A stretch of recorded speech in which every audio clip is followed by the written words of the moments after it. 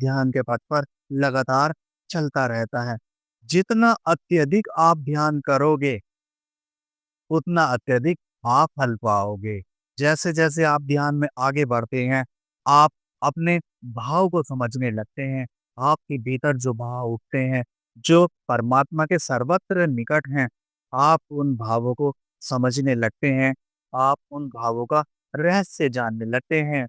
आपका शरीर जिस ऊर्जा से, जिस विद्युत से चलता है, आप उस विद्युत का रहस्य जानने लगते हैं। आप ऊर्जा के समस्त विज्ञान को समझने लगते हैं। आप ऊर्जा के समस्त कार्यों को समझने लगते हैं। जो भाव एक ध्यानी अपने शरीर में महसूस कर सकता है, जिन-जिन भावों से एक ध्यानी गुजरता है और वह भाव उसकी पकड़ में आते हैं, जितनी बारीकी और गहराई के साथ साधक उन भावों को महसूस कर सकता है, एक साधारण व्यक्ति कभी भी संपूर्ण जीवन में उस प्रकार से उन भावों को महसूस नहीं कर सकता है।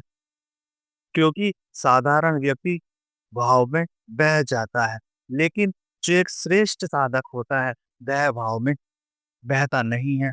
अपने भाव के स्रोत को भी देखता है, ये भाव कहाँ से आते हैं, कहाँ से जाते हैं।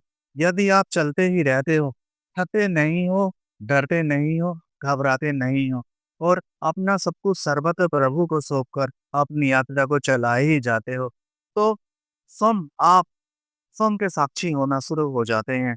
आप ऐसी घटनाओं के साक्षी होना शुरू हो जाते हैं, जो ब्रह्मांड के गर्भ में छुपी हुई हैं।